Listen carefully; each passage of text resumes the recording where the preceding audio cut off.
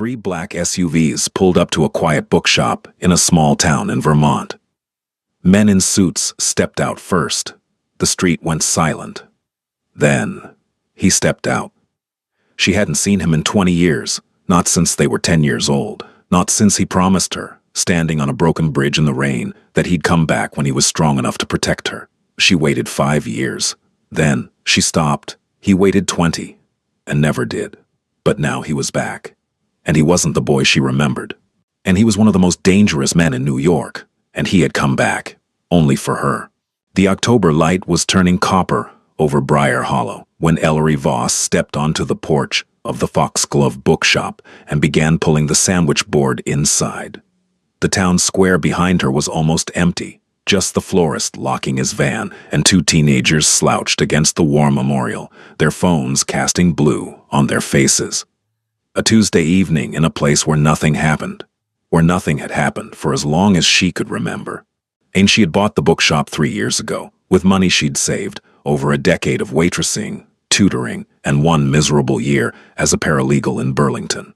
The building was 140 years old, with warped floorboards that groaned in winter, and a back staircase that led to the apartment where she slept.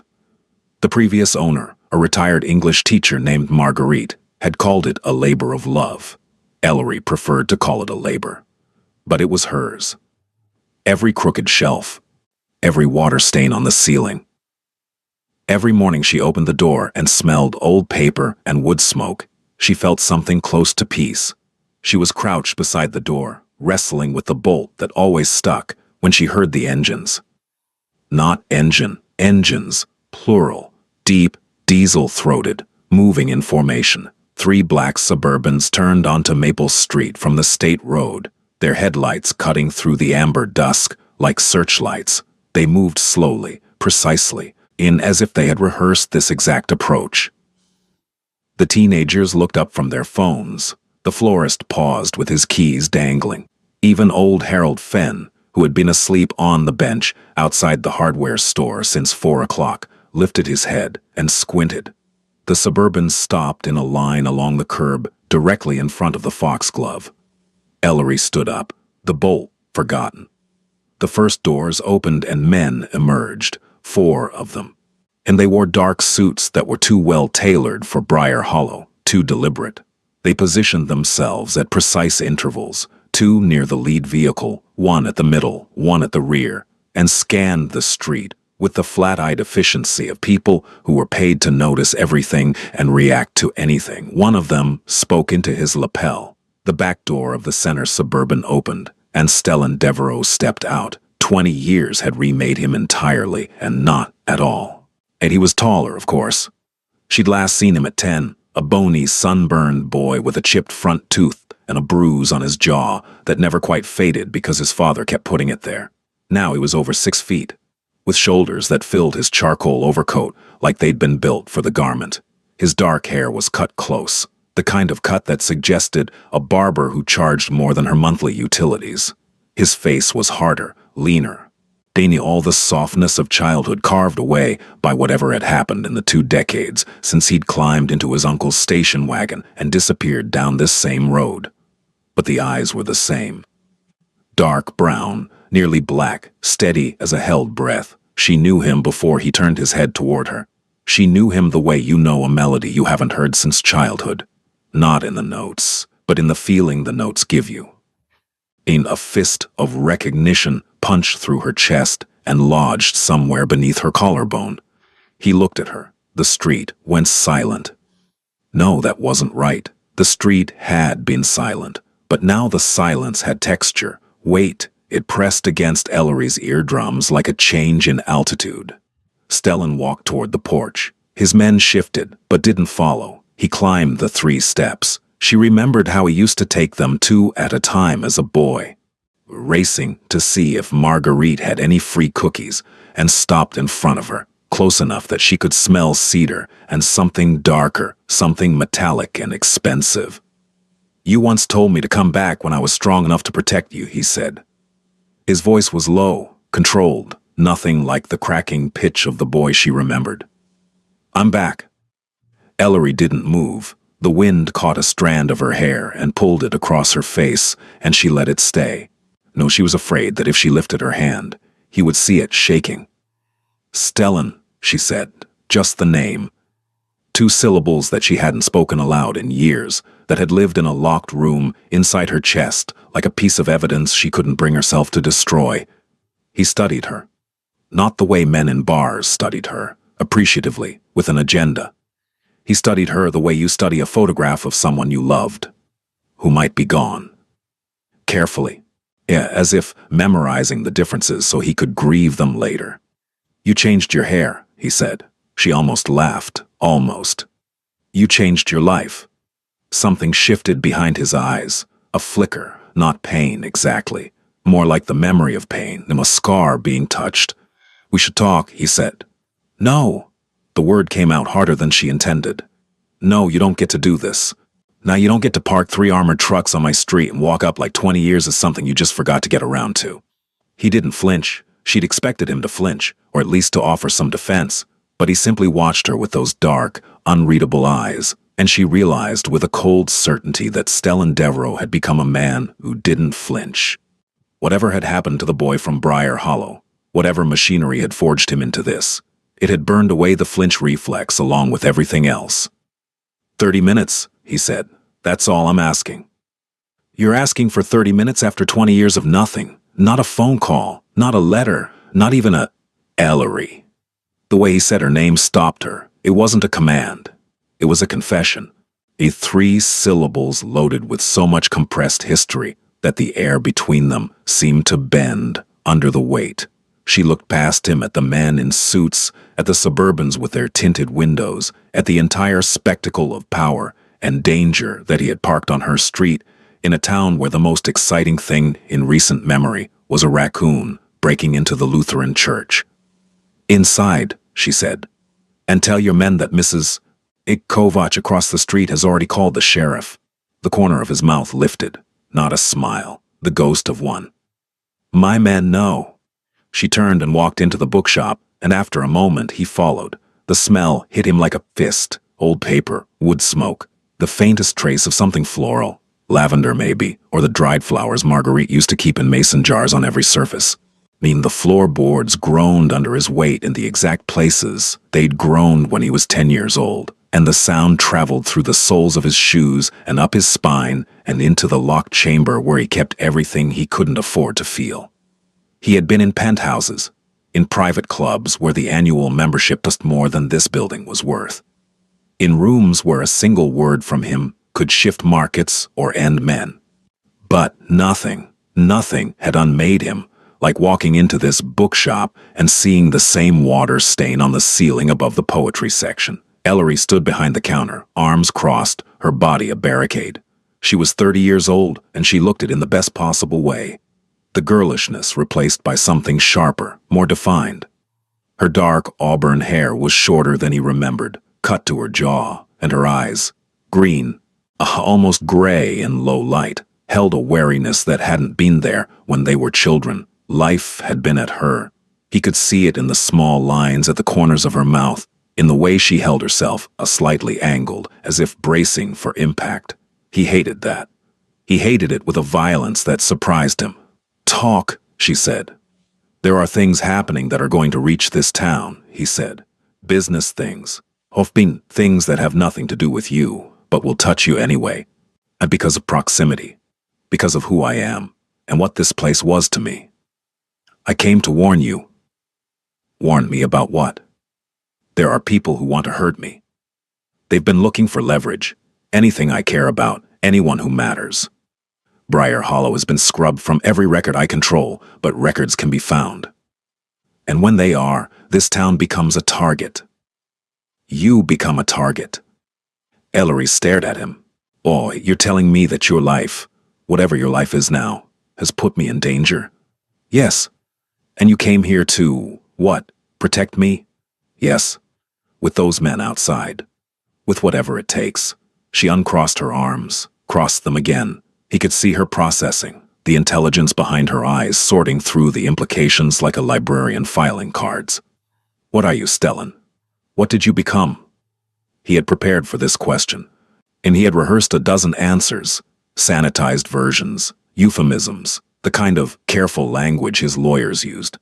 But standing in this bookshop, under the water stain, with the groaning floorboards and the ghost of Marguerite's lavender, he found that he couldn't lie to her. He'd lied to senators. He'd lied to federal agents. He'd lied to men who would have killed him for the truth, but he couldn't lie to Ellery Voss. "I run an organization based in New York," he said. "Import, export, our real estate, finance, legal on the surface. Underneath," he paused. "Underneath is complicated." "Mafia," she said, "not a question. That word carries a lot of Hollywood in it, but yes, in the way that matters, yes." The clock on the wall above the mystery section ticked. Outside, one of his men coughed. "You should go," Ellery said quietly. "I can't do that." "You can. You got in those trucks and drove here. You can get back in and drive away." "I didn't mean I'm physically unable. I meant I won't. Not until I know you're safe. I was safe until you showed up." The words landed. He absorbed them without expression, the way he'd learned to absorb blows, a stillness that gave nothing away. "That's true," he said, "and I'm sorry for that. But the threat exists whether I'm standing in this room or not. The only difference my being here makes is that now you know about it, and now I can do something about it." She turned away from him, walked to the window. They looked out at the darkening street, at the Suburbans still idling, at the life she'd built, small, careful, hers, suddenly shadowed by something vast and dangerous. 20 years, she said, her voice barely above a whisper. 20 years and the first thing you bring me is a threat. He didn't have an answer for that, or rather he had too many answers, and none of them were adequate. She had waited 5 years.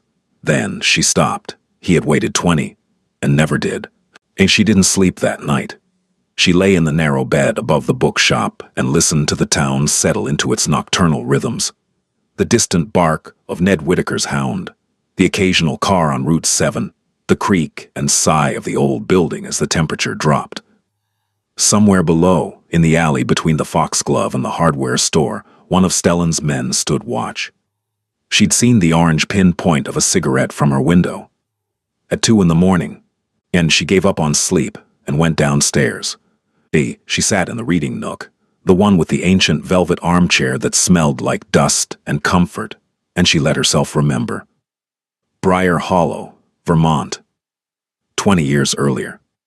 Stellan Devereaux arrived in town on a Thursday in June, sitting in the back of his uncle's wood-paneled station wagon with a black eye and a garbage bag full of clothes. He was 10. His mother had died the previous winter, ovarian cancer. A fast and merciless, and his father, a long-haul trucker with a drinking problem that predated the grief and had since metastasized into something monstrous, had been deemed unfit by the state. Uncle Rowan, his mother's brother, lived in Briar Hollow and worked at the granite quarry.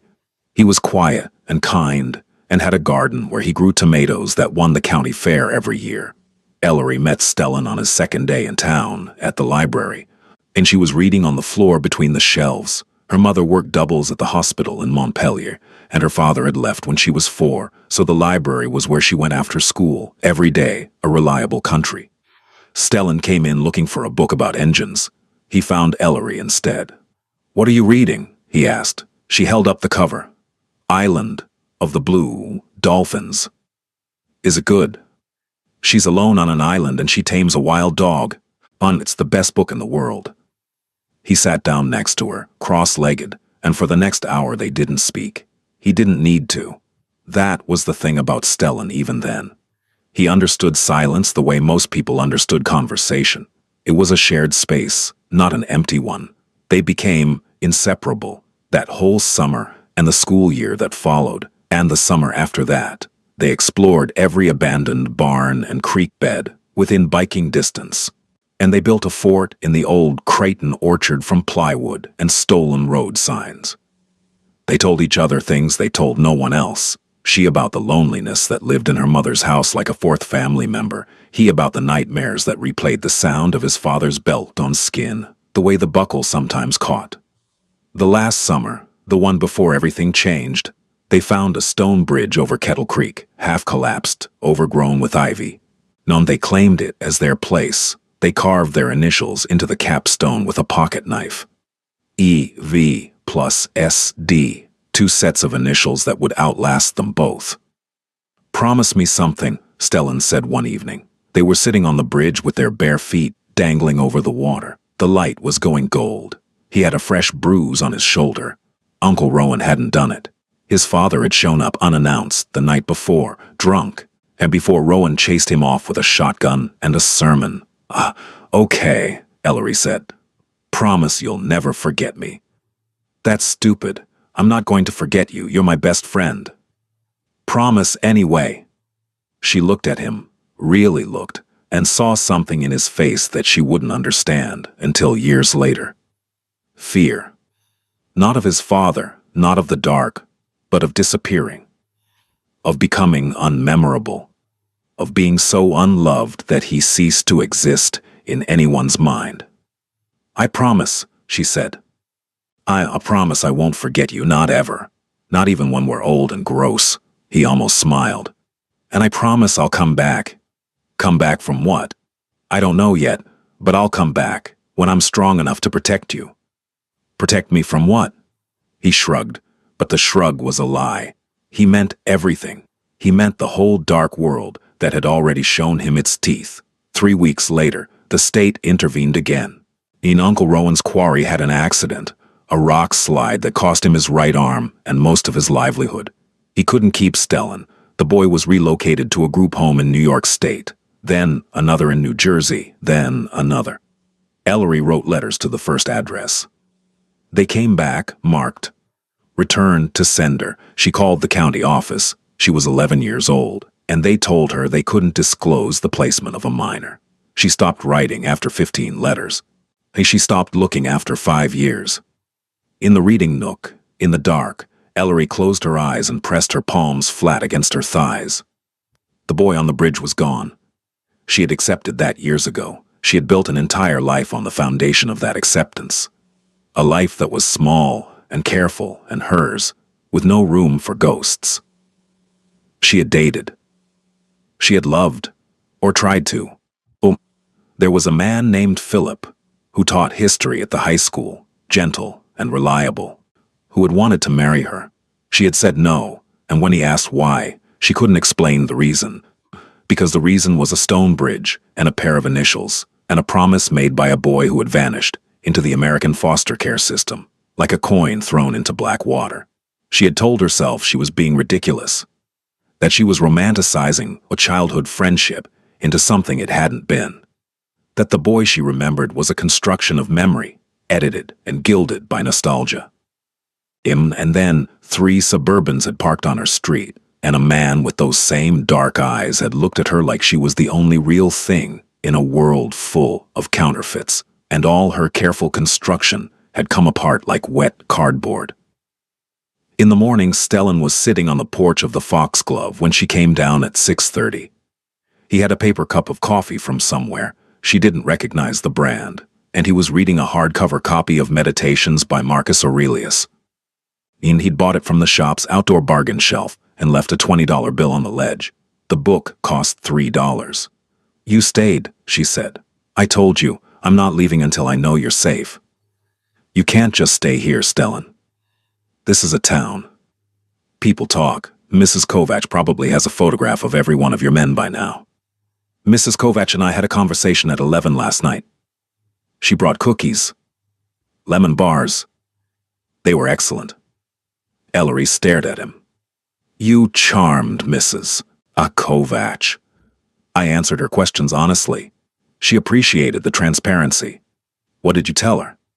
"That I grew up here. That I came back for personal reasons. That my men are private security and would not be a disruption." And she believed that. She said she remembered me. She said I was the boy who used to steal apples from Dr. Creighton's orchard. He paused. She wasn't wrong. Ellery sat down on the porch steps. The morning was cool, the kind of New England autumn morning that smelled like wood smoke and dying leaves. Across the square, Lila Bracken was opening the diner. Everything was normal. Everything was exactly the same as yesterday, except for the men in dark suits, positioned at discrete intervals along the street, and the man on her porch, who had once been a bruised boy and was now something else entirely. "Tell me what happened to you," she said. "All of it, from the beginning." He closed the book. Yoi, it set it on the railing. The morning light caught the angles of his face, and she saw, for just a moment, the boy underneath the man. The bones hadn't changed. The architecture was the same. After Rowan lost his arm, the state moved me to a group home in Albany. He began. It was, institutional. Not cruel exactly, but indifferent. I was there for 8 months. Then a foster family in Hoboken, the Thurman Becketts. They were decent but overwhelmed. 4 foster kids, 2 biological. I didn't stay. Why not? Because I was angry, Ellery. I was angry in a way that made me dangerous to be around. I broke a window. I got into fights at school. I was moved again to a group home in Elizabeth, New Jersey, and that's where I met Kirse Pallavicini. She noticed his voice changed when he said the name, a subtle tightening like a guitar string being tuned. Kirse was 16. I was 12. He ran the home, not officially, but in every way that mattered. And he decided who ate first, who got the good beds, who was protected and who wasn't. He was smart, ruthless, and he saw something in me. I don't know what. Maybe he recognized the anger. Maybe he just needed a kid who was willing to do things without asking questions. What kind of things? Deliveries at first. Envelopes, small packages. I didn't know what was in them, and I didn't ask. Then collections. Then I learned that Kirse wasn't just some teenage bully. He was connected. His uncle, Pasquale Pallavicini, ran a significant operation in Newark. Import and logistics, which is a polite way of saying narcotics, weapons, and money laundering. He told the story the way he told everything, calmly, precisely, without self-pity. And that, she realized, was what made it devastating. He wasn't asking for sympathy, he was reporting facts. By 14, Stellan was embedded in the Pallavicini network. By 17, he had a reputation, not for violence, although he was capable of it, but for strategy. He could see 3 moves ahead. He could read a room the way she could read a page, instantly, intuitively, catching the subtext beneath the text. Pasquale noticed. Kirse noticed. The old man began grooming Stellan for something larger. Pasquale had no sons, Stellan said. Kirse was capable but unstable. He wanted someone who could think, not just act. So he invested in me. Sent me to school. Not a real school, but tutors. Business, finance, law. Yeah, and he said a good leader needed to understand the system he was breaking. And you just went along with it? I had nowhere else to go, and I was good at it, Ellery. That's the part I can't make noble. I wasn't a victim trapped in circumstances. I saw what was offered and I took it. I chose it.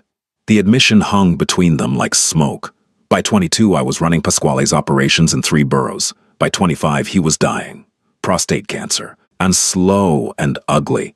And he named me his successor, not Kirse. Kirse never forgave me for that.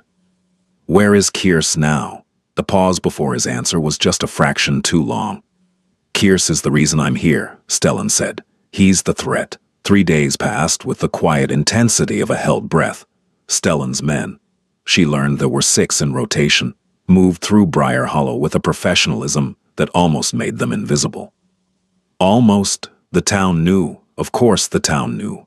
Briar Hollow had 700 residents and a gossip network that would put the NSA to shame.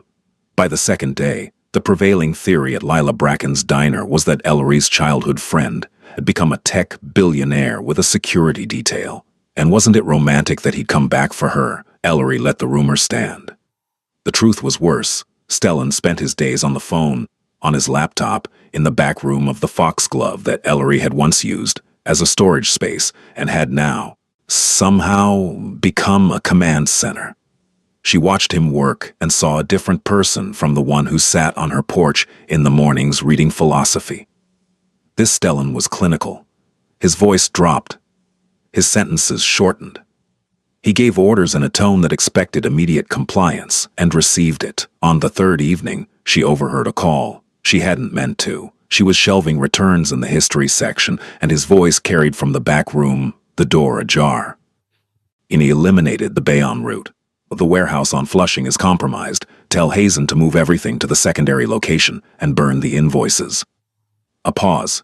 No, not yet. When I say. Another pause. Longer. If Kiersa's people show up before Thursday, you handle it. Clean. No witnesses.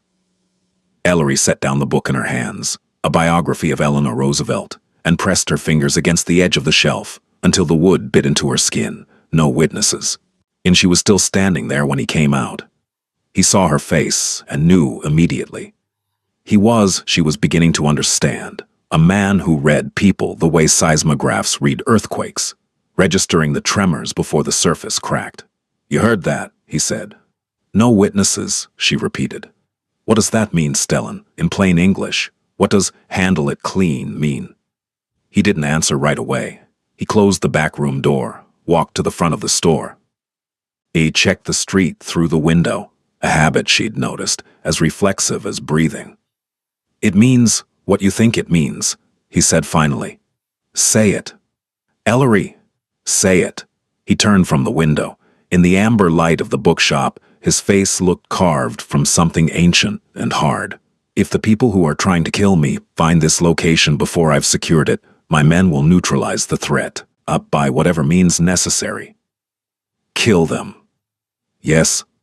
She pressed her hand against her mouth, not because she was naive. She had known on some level from the moment those suburbans appeared. She had known what he was, but knowing in the abstract and hearing it spoken aloud in the store where she hosted children's reading hour on Saturday mornings, those were different countries, and she had just crossed the border. You need to go, she said. I can't. You need to go, Stellan. Alpha, you need to take your men and your phones and your orders, and you need to get out of my store and my town and my life. I didn't ask for this. I didn't ask you to come back. I know. Then why are you making this my problem? He crossed the room, not toward her. He was too careful for that. He moved to the poetry section, to the spot where the water stain on the ceiling was shaped like a moth, and he looked up at it, and she saw something in his profile that gutted her. Exhaustion. Not physical. Something deeper. The weariness of a man who had been carrying something for 20 years and had forgotten what it felt like to set it down. Because you're the only thing in my life that was ever clean, he said, and I will burn everything I've built before I let someone touch you. She wanted to be angry. She was angry, but underneath the anger was something else, something warm and terrified, and so achingly familiar that it made her eyes sting. That's not fair, she whispered. No, he agreed. It isn't. That night, the threat stopped being abstract. Ellery was closing the shop at 8, later than usual, because she'd been too distracted to keep track of time, when the front window exploded. Not from a bullet, from a brick. It came through the glass in a shower of shards and landed on the hardwood floor with a thud that shook the whole room. Tied to it, with black twine, was a piece of paper with a single line typed in block letters. Ask your boyfriend what he did in Bayonne. Stellan's men were through the door in 4 seconds. She counted. Reggie, the one who smoked, put himself between her and the broken window and drew a weapon that she had never seen him carry before, but that clearly lived under his jacket at all times. Moss, the taller one with the shaved head, was already on the street, moving toward the corner where the brick must have been thrown from. 2 others secured the back exit. Stellan arrived 9 minutes later. He had been at the inn on the edge of town, the only lodging Briar Hollow offered, and he came through the door with a look on his face that made Ellery's blood cool. She had seen him controlled. She had seen him calm, measured, deliberate. But this was different. And this was the kind of stillness that preceded violence. The absolute zero of a man who had crossed a line in his mind and was now operating on a different set of rules. He read the note. His jaw moved, almost imperceptibly, the muscles clenching beneath the skin. Bayonne, Ellery said from behind the counter, where Reggie had told her to stay. She was holding a piece of glass in her hand, without realizing it. A thin line of blood, ran from her palm to her wrist. What happened in Bayonne? Stellan looked at Reggie. Perimeter sweep. Half-mile radius. Check the security cameras at the diner and the gas station. Already pulled them, Reggie said. Running plates now. Stellan turned to Ellery. He saw the blood, and something shifted in him. A tectonic movement, deep and fundamental. He crossed the room, took her hand, and examined the cut with a precision that was almost medical. "It's not deep," she said. "You're bleeding." "It's a scratch." He didn't let go of her hand. He held it carefully, the way you hold something irreplaceable, and wrapped a clean handkerchief around the cut. Linen, monogrammed with his initials, probably worth more than anything in her first aid kit. "Bayon," she said again. He kept his eyes on her hand. 3 months ago, Kearse attempted a coup. He tried to turn my distribution network in New Jersey. When that failed, he went after my infrastructure. A warehouse in Bayonne held records, financial records that linked my operations to several legitimate businesses.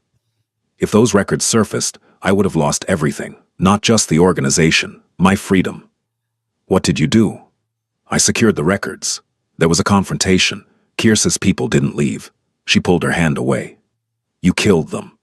"My men did, under my order. 3 of Kearse's soldiers, it was them or me, Ellery." "That's not a justification. It's a fact."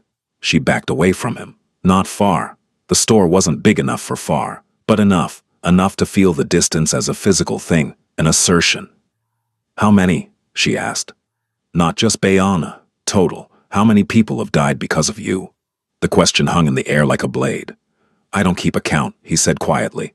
"And I don't say that to be callous. I say it because I learned a long time ago that the human mind can't hold that math and still function." "So you just don't think about it?" "I think about it every single day. I just can't afford to let it stop me." She stared at him. This man, this stranger, this boy she once knew, and felt the entire architecture of the situation crashing down around her. He was a killer, or at least a man who ordered killing, which was the same thing in every moral framework she had ever encountered. And he was standing in her bookshop, wrapping her hand in a monogrammed handkerchief, looking at her like she was the last good thing in the world. "You should have stayed gone," she said. "Probably, but Kearse would have found this place eventually, and he would have used you to get to me. The only reason he hasn't already is that I scrubbed every connection between my past and this town years ago. But 3 months ago, someone talked, one of my people, a man named Thurlow, who I trusted, sold information to Kearse, including the name Briar Hollow. The brick, that was a message. Not for you, for me. Kearse wants me to know he's close. He wants me to panic, make mistakes. And will you?" The look he gave her was the most honest thing she'd seen from him yet. "I don't panic," he said. "I plan." Over the next 4 days, Briar Hollow transformed, subtly, almost imperceptibly, but Ellery felt it the way you feel, a change in barometric pressure before a storm. More of Stellan's people arrived, not conspicuously, no more Suburbans, no more suits. They came as individuals, in rental cars and on motorcycles, and they blended in with the deliberate skill of people trained in invisibility. A woman named Felicia, who looked like she could have been a yoga instructor, took a room at the inn and spent her days on a laptop with 3 monitors. A man named Greer, built like a defensive lineman, but with the soft voice of a librarian, set up a communications hub in a vacant storefront on the square, pretending to be scouting locations for a cafe franchise. Stellan coordinated everything. He was on the phone from 5 in the morning until midnight, speaking in a mix of English, French, and a language she didn't recognize that turned out to be Romanian. Pasquale's mother had been from Bucharest, and the old man had insisted his inner circle learn the language. It was, Stellan explained, useful for conversations you didn't want overheard. Ellery watched all of this from her side of an invisible line. She opened the bookshop every morning. She recommended novels to the handful of regulars who still came in, despite the town's collective curiosity about her visitor. She ate dinner alone in her apartment. She did not invite Stellan upstairs, and he did not ask, but they talked. And every evening, after the shop closed, they sat on the porch, she in the rocking chair, he on the top step, and they talked. Not about Kearse or Bayonne or the organization. They talked about books, about Briar Hollow, about the 20 years between the bridge and the Suburbans. He asked about her mother. She told him, cancer 4 years ago, quick, like his mother. A cruelty shared. She asked about Uncle Rowan. Dead too. Heart attack 6 years after the quarry accident.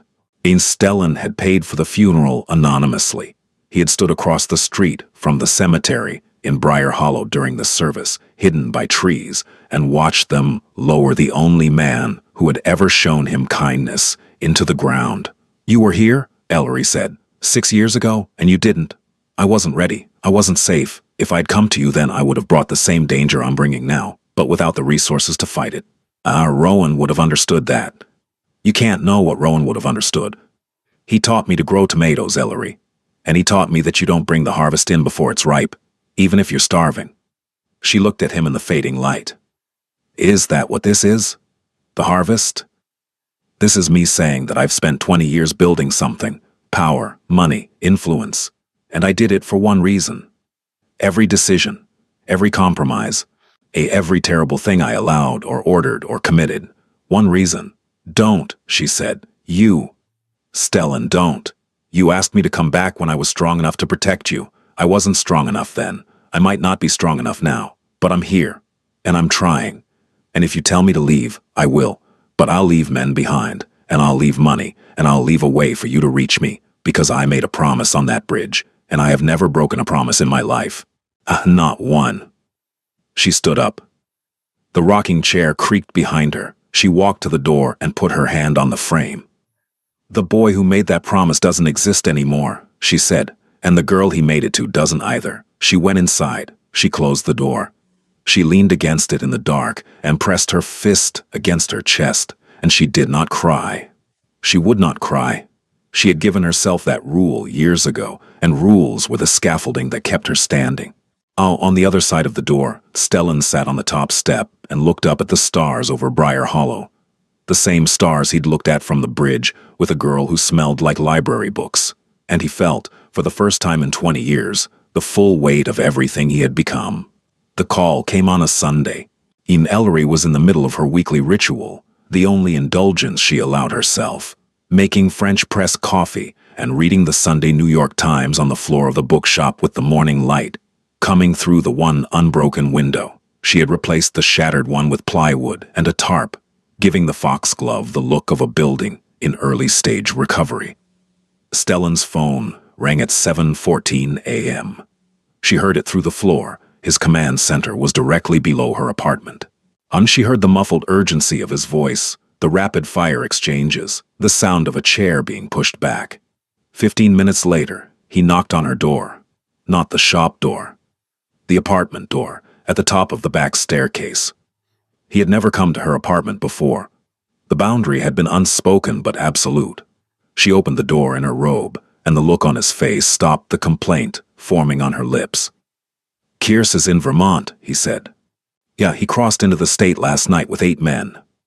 They're moving toward Briar Hollow. The French press sat on the counter behind her, forgotten, the plunger still up. How long? Hours, maybe less.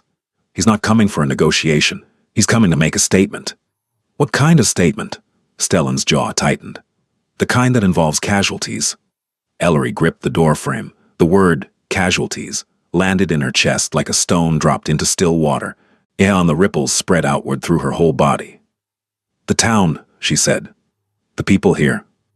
Harold, Lila, the Bracken kids. I'm evacuating my men from the town center. When this happens, it'll happen on my terms, on ground I choose, not here. And what about me? I have a car waiting. Reggie will take you to Burlington. There's a safe house. No. Ellery. I said no. I'm not running. This is my town. These are my people. And you think I'm going to hide in some safe house while you turn Briar Hollow into a war zone? It won't happen here. I just told you that. Where then? He hesitated. It was the first time she'd seen him hesitate about anything tactical, and it frightened her more than the information about Kearse. The quarry, he said. Rowan's quarry. It's been closed for years. Remote, contained, defensible. I've been preparing it since I arrived. She stared at him. Oh, you've been preparing a battleground since you got here? I didn't come to Briar Hollow hoping for peace, Ellery. I came because this is where the confrontation was always going to happen. Kearse has been circling me for 3 years. This ends here. The realization landed with the force of a slap. You use this town as bait. No, I use myself as bait. This town is collateral I'm trying to protect. And what about me? Am I collateral? The question cracked something in his composure, the first real fracture she'd seen. His mouth opened and closed. His hand, which she now noticed was gripping the doorframe as tightly as hers, trembled just once. You were never collateral, he said. You were the reason.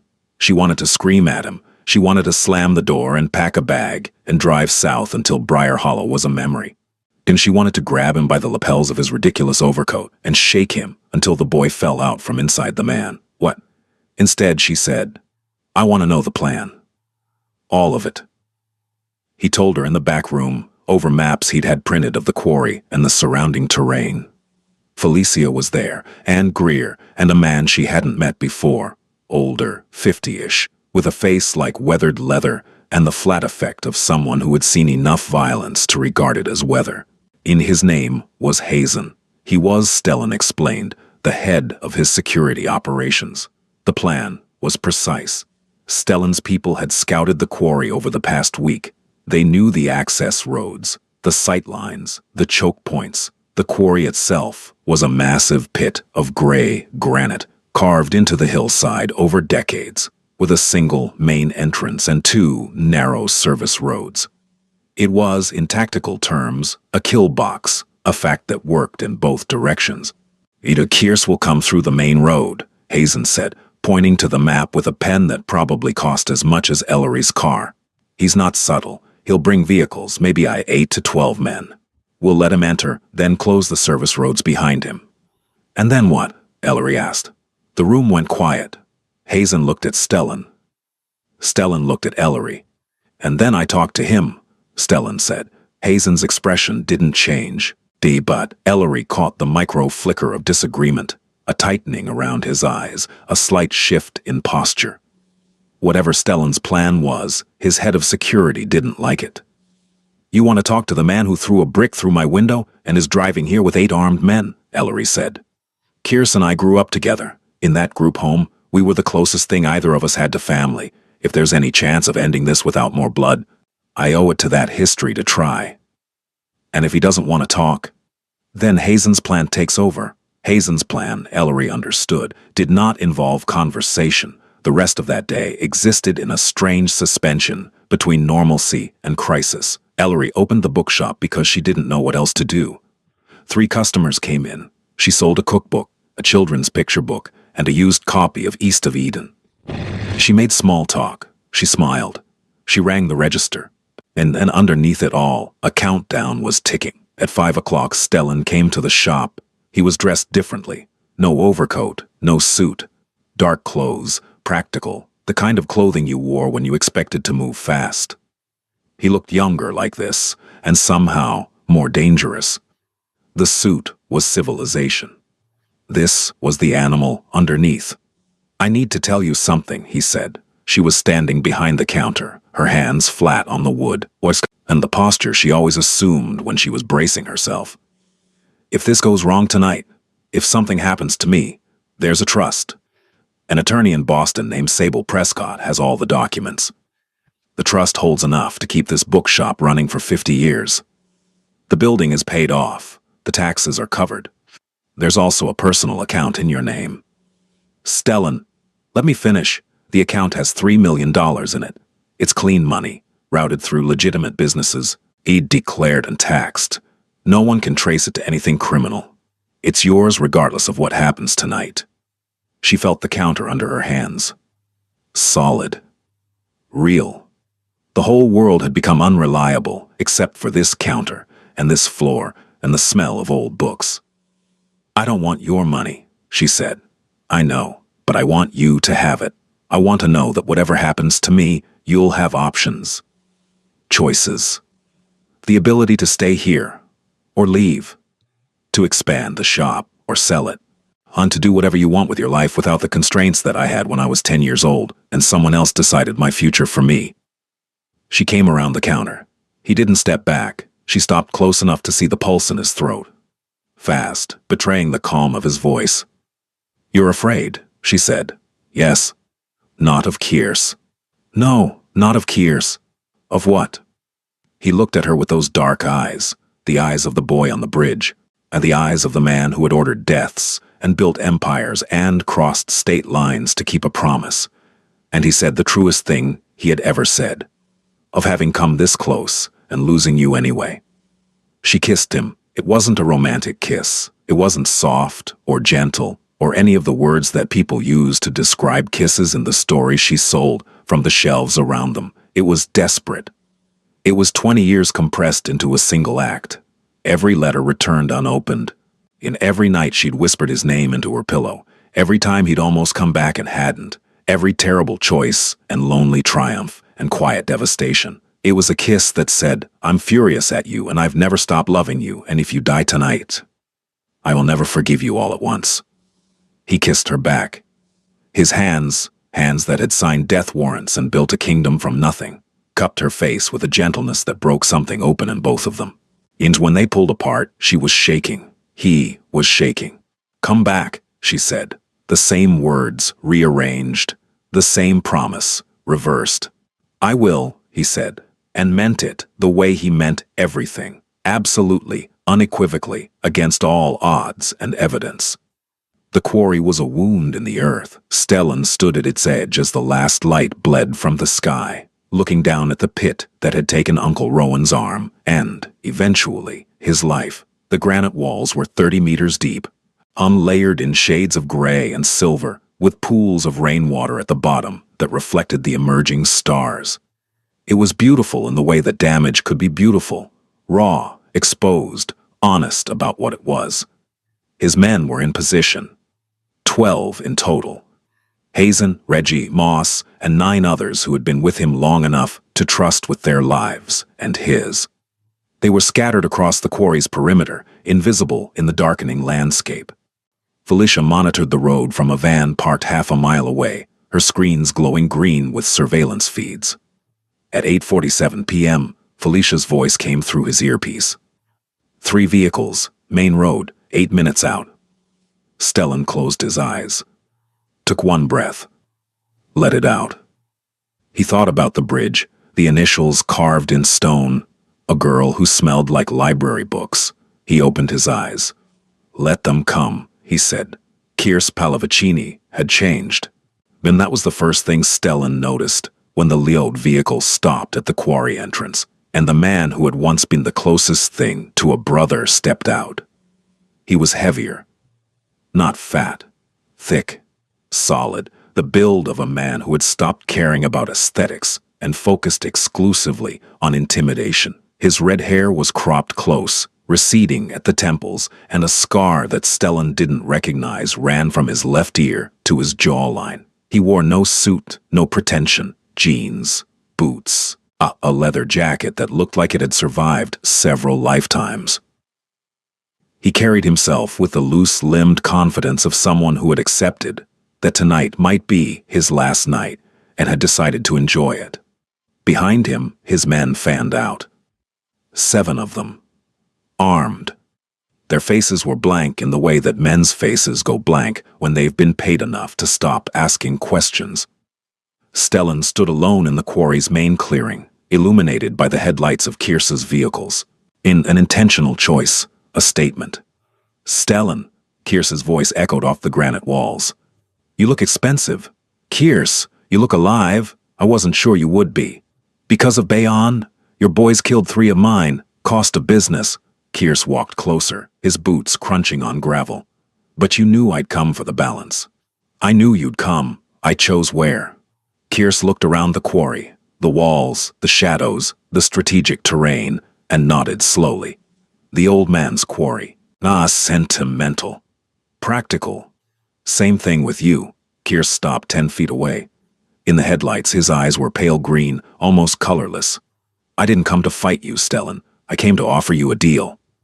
Stellan said nothing. Waiting was a weapon he had mastered, Walk away, Kears said.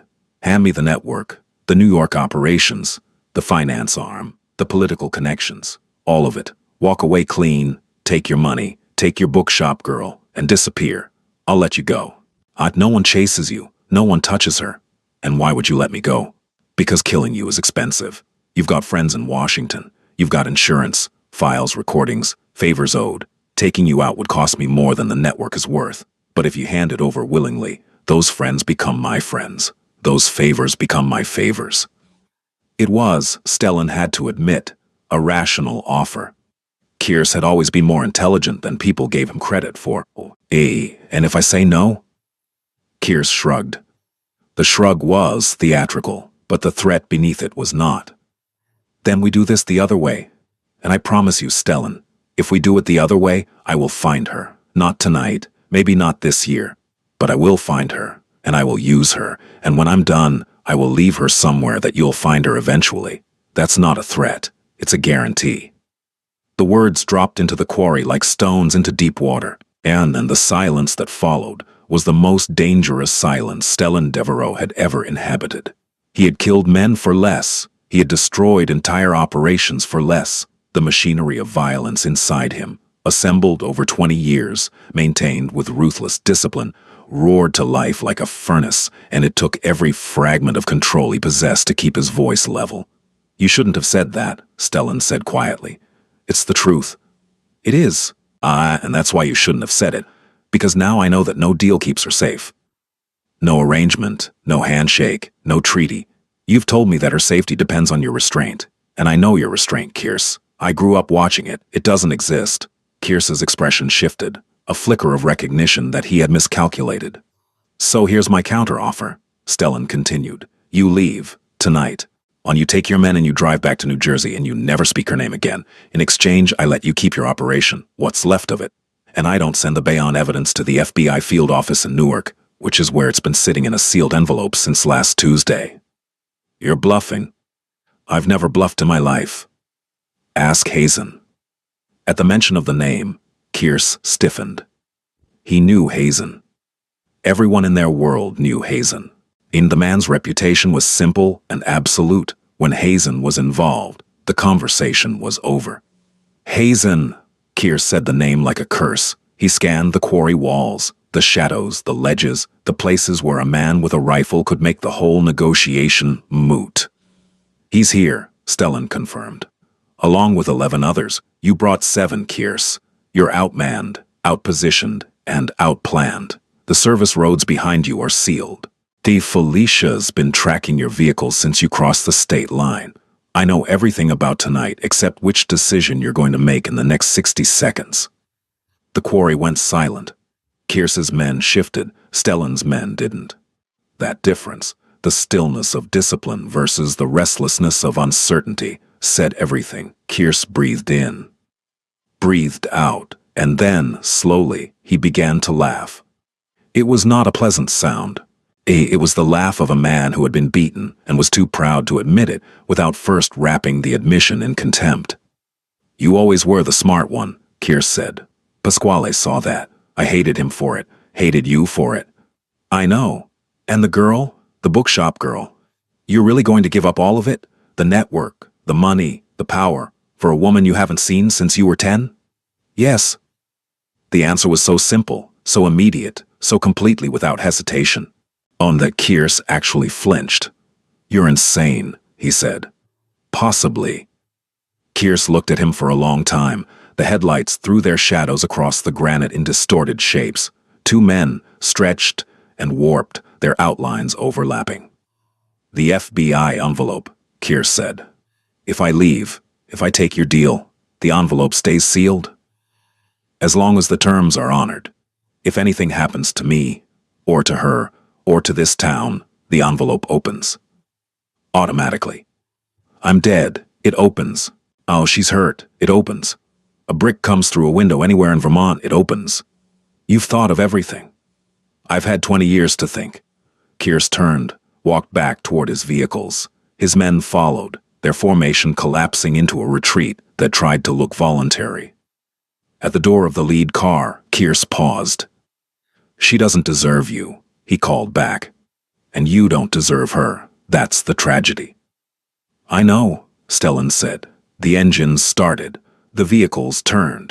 And Kirst Pallavicini drove out of the quarry and into the Vermont night, and Stellan Devereaux stood alone in the headlights until the sound of the engines faded to nothing, and all that remained was the wind and the stars and the granite walls of his uncle's quarry, holding the silence like cupped hands. He found Ellery on the porch of the Foxglove at 11:30. She was sitting in the rocking chair with a blanket around her shoulders and a mug of tea gone cold in her hands, and she hadn't been able to stay inside. The walls had felt too close, the rooms too quiet. So she'd come out here and watched the street and counted headlights and tried not to imagine the worst. When his car pulled up, just one car, no formation, she stood so quickly that the blanket fell. He came up the steps. There was dust on his shoes and a scratch on the back of his hand that he didn't seem aware of. His eyes found hers in the porch light. And she saw something in them that she hadn't seen before. Relief, not triumph, not the satisfaction of a man who had won a confrontation. Just relief, simple, human, overwhelming relief. "It's done," he said. "Tell me what happened." He told her, all of it. The deal, the threat, the counter-offer, the envelope in Newark, the quarry, Kirst's retreat. "He'll honor it?" she asked. "He's a pragmatist. The envelope is real. The cost of breaking the deal is higher than the cost of keeping it. He'll honor it." "And the network? Your organization?" Stellan sat down on the top step. He looked out at the darkened town, the shuttered shops, the empty square, the ordinary American town that had been the backdrop to the only innocent years of his life. "I'm transferring operations," he said. "Hazen will run the legitimate businesses, the real estate, the finance arm. Everything else gets dismantled. It'll take time. A year, maybe two, when there are people who depend on the structure for their livelihoods, and I won't just cut them loose. But it ends. All of it. You're walking away. I'm walking toward." She sat down beside him, not close enough to touch, not yet. The night was cold, and her breath made small clouds in the porch light. "I'm angry at you," she said. "I know. I'm angry that you came here and disrupted everything, and made me feel things I'd decided I was done feeling. I'm angry that you used my town as a chess piece. I'm angry that you waited 20 years. I know. But I understand why. And that makes me angrier, because it means I can't hold on to it. The anger, it keeps dissolving into something else." "What else?" She looked at him. In the dim light, he was both the man and the boy. The dark eyes, the careful stillness, the quality of paying attention that had made him extraordinary at 10 and lethal at 30. "Oh, something I'm not ready to name yet," she said. "Give me time. I've been giving you time for 20 years. Then you won't mind a little more." He almost smiled. The ghost again, but closer to real this time. Stellan did not leave Briar Hollow. He rented the apartment above the hardware store, the one with the slanted ceilings and the view of the square, and he stayed. His men dispersed. Felicia went back to New York to manage the transition. Hazen flew to Chicago. Moss and Reggie remained, but they traded their suits for flannel and denim, and within a week they were regulars at Lila's diner, and Reggie had started dating the woman who ran the flower shop. The town absorbed the strangeness the way small towns do, with gossip, then acceptance, then amnesia. Within a month, Stellan Devereaux was just the man who'd come back for Ellery Voss, and wasn't that a nice story? And did you hear he's fixing up the old Rowan place? He was. And the farmhouse where Uncle Rowan had grown his prize-winning tomatoes had been vacant for years, slowly losing its battle with weather and gravity. Stellan bought it with clean money and began the renovation himself, not with contractors but with his own hands. Ellery found this remarkable. She'd seen him command a room of dangerous men with a word. Watching him struggle with a table saw was a disorienting contrast that she found, against her better judgment, endearing. They moved slowly. On coffee on the porch in the mornings, walks along Kettle Creek in the evenings. They went to the stone bridge, still standing barely, and found the initials. EV plus SD, faded but legible, carved into limestone by a boy with a pocket knife. and a need to leave proof that something mattered, Stellan touched the letters with his fingertips. "I thought about this bridge every day," he said. "In the group home, in Pasquale's house, in every boardroom and back alley and hotel room, from here to Milan. This bridge. It's just stone," she said, but she was crying. She was crying, and she couldn't stop, and she didn't try. He pulled her against him, not with force, with gravity. The kind of inevitable closeness that happens between two people who have been orbiting each other for 20 years and have finally, exhaustedly, surrendered to the physics. She pressed her face into his chest and felt his heartbeat, steady. Oh, strong, alive. And she said the words she had been carrying like a stone in her throat since the night he drove away in his uncle's station wagon. "I never forgot you, not one day. I tried so hard, and every single day I failed." His arms tightened around her. She felt his breath against her hair, felt the tremor in his chest that he couldn't entirely control. "I know," he said. "I know, because I did the same." The months passed. The renovation of Rowan's house progressed slowly, deliberately, the way Stellan approached everything, as if haste were a form of disrespect. The tomato garden was replanted. The porch was rebuilt. A reading nook was added in the living room, with a window seat that overlooked the orchard. Ellery didn't move in. Not yet. She kept her apartment above the foxglove, kept her routines, kept the careful architecture of her independence intact. But she spent evenings at the farmhouse. She brought books. He cooked, surprisingly well. EA's skill learned from Pasquale's Romanian housekeeper, a woman named Dacia, who had fed him and scolded him and taught him that a man who couldn't feed himself couldn't take care of anyone else. They argued. Of course they argued. She was stubborn, and he was used to being obeyed, and the collision of those two forces produced friction that was sometimes frustrating and sometimes exhilarating and always honest. She pushed back on his protectiveness. "I survived 30 years without a security detail, Stellan." He pushed back on her stubbornness. Accepting help isn't the same as admitting weakness.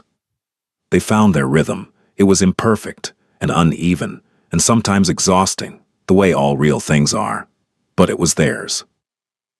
One evening in January, a bitter, beautiful evening with snow falling over Briar Hollow in fat, deliberate flakes, Ellery was shelving new arrivals at the Foxglove when Stellan came in. He was carrying a box. Wooden, old, the kind of box you'd find in an antique shop. "I want to show you something," he said. He set the box on the counter and opened it. Inside, wrapped in cloth, were 15 envelopes. Yellowed, creased, addressed in a child's handwriting to various group homes and foster agencies across New York and New Jersey. Her letters. The ones she'd sent. The ones that came back, returned to sender. "How?" she whispered. "I tracked them down. It took 3 years and a private investigator and a lot of very uncomfortable conversations with government records offices. But they existed. In file cabinets. In storage units. In the basements of agencies that had been shut down and reopened under new names." He paused. "I never received them, but I needed you to know that they existed, that they were real, that you tried." She picked up the first letter. The handwriting was hers, young, uncertain, the letters too large for the lines. "Dear Stellan, I miss you. School started and you're not here. The bridge is still standing, I checked." She made a sound. Not a sob, not a gasp, something between the two. A sound that came from the place where grief and joy occupy the same space, indistinguishable. Stellan stood on the other side of the counter, his hands in his pockets, watching her read. And in the warm light of the bookshop, with the snow falling outside and the old floorboards groaning beneath them, he looked, for the first time since he'd returned, like he was home. The story didn't end with a wedding, or a dramatic declaration, or a moment of crystalline resolution. It ended, or rather it continued, the way real love continues, in small moments, in mornings, in the accumulation of ordinary days that, taken together, form something extraordinary. Stellan's transition out of the organization took 14 months. There were complications. And there were phone calls that made him pace the farmhouse at 3 in the morning.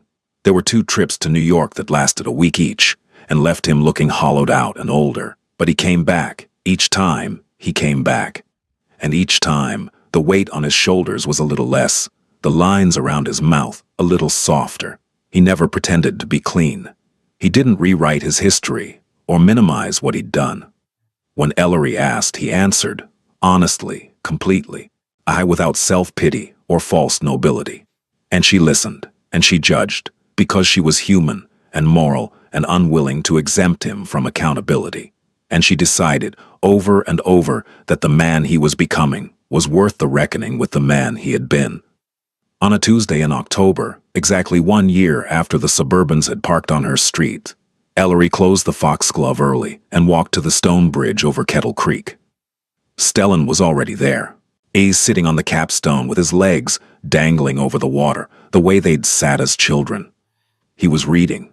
She couldn't see the title from the path, but she always knew, that it was Island of the Blue Dolphins. He read it every fall. He'd never told her this. She'd found a worn copy in his bedside table and understood without asking. She sat down beside him, close this time, her shoulder against his. "I've been thinking," she said. Dangerous. "I've been thinking about what you said, that you waited 20 years. He set the book down. "I was wrong on the porch that night," she said. "When I said the boy who made the promise doesn't exist anymore. He does. He's sitting right here. He's just complicated now. I've always been complicated. I know, I just didn't have the vocabulary for it at 10. She took his hand, and the hand that had signed orders and built walls and carried a wooden box of old letters across 20 years. "I'm not going to say I forgive everything," she said, "because forgiveness isn't a single event. It's a practice. It's something I'll have to do over and over, probably for the rest of my life. But I'm choosing to do it. I'm choosing you, Stellan, not the Mafia boss, not the Empire. You, the boy on the bridge who was afraid of being forgotten." He turned to look at her, and the October light was the same light. Copper, amber, golden, that had been falling on this bridge for 100 years. The creek ran beneath them, unhurried, patient, following its course. "I was never afraid of being forgotten," he said quietly. "I was afraid of being forgotten by you." She leaned into him. He put his arm around her. They sat on the bridge over Kettle Creek, in the small town where everything had begun and everything had almost ended, and the light turned gold, even when the water ran, and the carved initials in the capstone held their shape against the weather, as they always had, as they always would. Some promises take 20 years to keep. But the ones that matter, the ones carved in stone by children who didn't yet know what they were promising, those are the ones that last.